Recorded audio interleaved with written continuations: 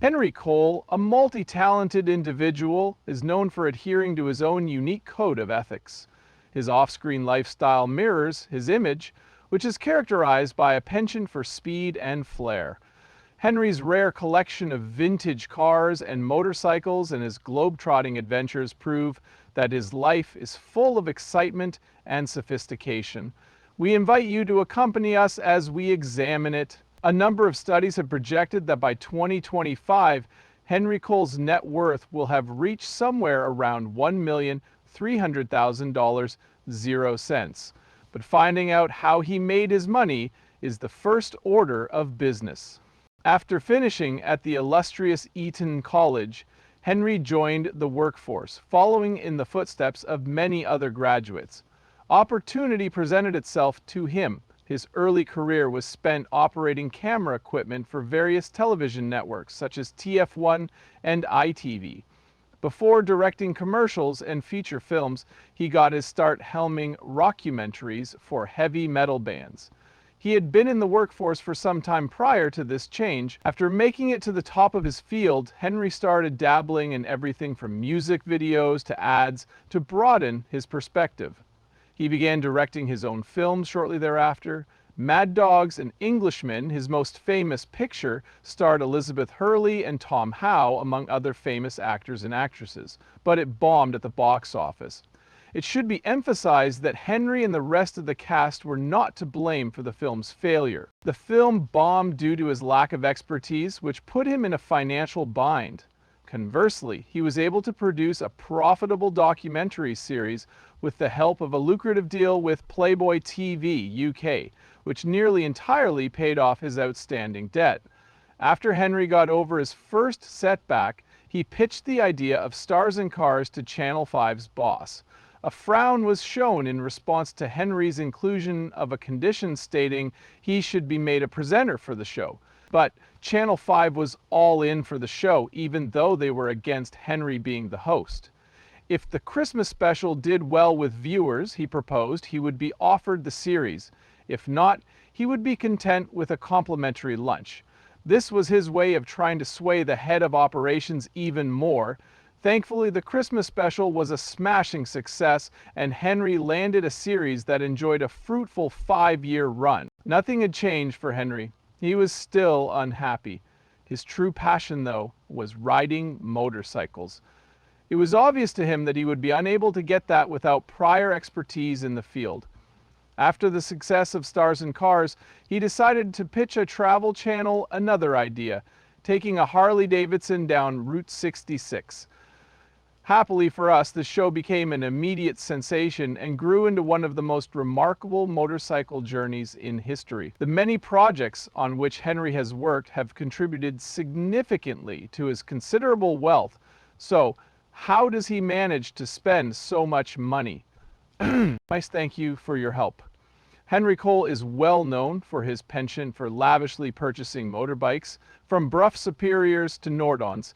He is also a major player in the real estate market. Rumor has it that Henry has some sort of connection to Calf Barn, a house on Bampton Road in Clanfield. Nevertheless, details about Henry's assets are scarce and hard to come by. His lavish lifestyle is evident in the property's estimated 2,691 square feet of space. This building, which had a previous life as an agricultural barn, has been exquisitely renovated into a lavish yet cozy family home, blending modern style with classic luxury. Even though the property's interior isn't usually advertised, homes of this size typically have large living areas, modern kitchens, and plenty of bedrooms with en-suite bathrooms.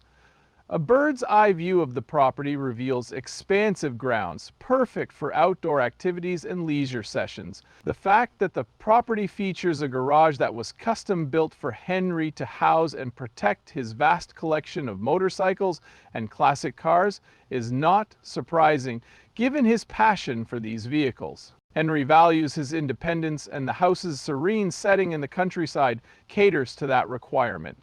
Henry has done double duty at Calf Barn, using it as both his home and a base for his professional pursuits.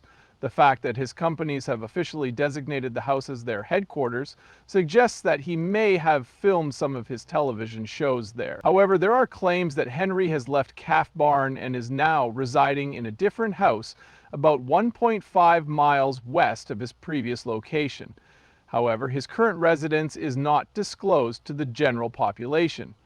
In his leisure time, Henry Cole enjoys riding motorcycles and has an interest in real estate. Although Henry is just as passionate about motorcycles as he is about classic cars, it may come as a surprise that he has a soft place for vintage cars. His garage is filled with antiques, including the Willys Jeep, a renowned four-wheel drive vehicle from AWR. He didn't build this one from scratch like he did his own bikes.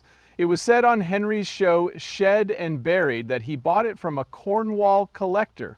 Despite the Jeep's reputation for durability and historical significance, Henry would never have considered buying one if it couldn't serve multiple purposes. Henry thinks it would be a better use of his collection's vehicles to ride and drive them rather than let them rot in a basement warehouse.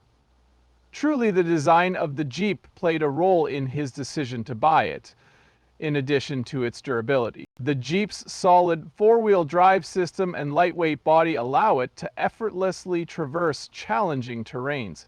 Beneath the hood is a 2.2-liter four-cylinder Go Devil engine that produces about 60 horsepower. It may seem excessively slow in today's context, but it was more than adequate during the war.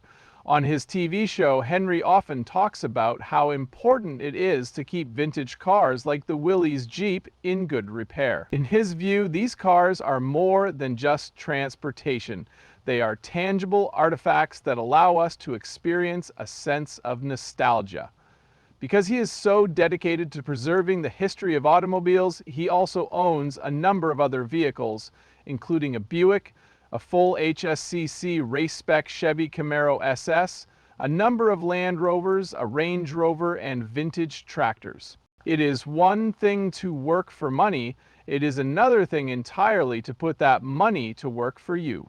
Henry, being an astute businessman, has diversified his portfolio because he fully understands this theory. One of his wisest investments is his motorcycle company, Gladstone Motorcycles. The firm's name may not seem related to Henry, but you can rest assured that he is the owner. The name of the firm is a tribute to his uncle Redbeard Gladstone, who played a significant role in his discovery of his passion for bicycles. Henry used to visit his uncle Redbeard's shed in Liverpool when he was 12 years old. At that moment, he discovered his initial fondness for bicycles. That meeting was pivotal in setting the stage for his career. Henry has been an avid motorcycle collector ever since he first laid eyes on one. Among his many acquisitions is the legendary Brough Superior SS100, often called the Rolls-Royce of motorcycles. This isn't all. In his garage you can find a Steve McQueen Desert Racer, a custom-built American chopper, a Norton Commando 961C Cafe Racer, a Triumph Bonneville, a Dresta Triton 750cc, and the Gladstone No. 1, the very first product his firm ever made. In addition to running his business, Henry also runs a retail store that sells memorabilia that his fans can use to honor him and his legacy. He sells a wide variety of clothing items at his store, including hoodies, t-shirts, flannel shirts, and headwear. Customers interested in trendy beverage containers can find a variety of options among the shop's many accessories, which include apparel and, for example, custom-made mugs. One would expect Henry to wish to give back to the community given his enormous wealth, wouldn't one? Publishing a book that would inspire other riders would be the most meaningful way for him to give back to his community as a bike enthusiast. Henry spends some time thinking and writing about motorcycling in addition to his passion for long rides and thrilling motorcycle adventures. Henry talks about his life in his memoir, A Biker's Life: Misadventures on Two Wheels. Everything from his successes to his failures are detailed in this book. For the millions of men across the globe who enjoy the freedom that motorbikes provide, his story is a powerful reminder of that freedom. His writing encapsulated the essence of the global motorcycling community, a loose confederation of individuals bound together by a passion for freedom, speed, and the open road. Many bike enthusiasts were moved to tears by Henry's story, which showed them that riding a bike is about more than just the tools you have. It's about being carefree, discovering new things, and savoring every moment of the ride.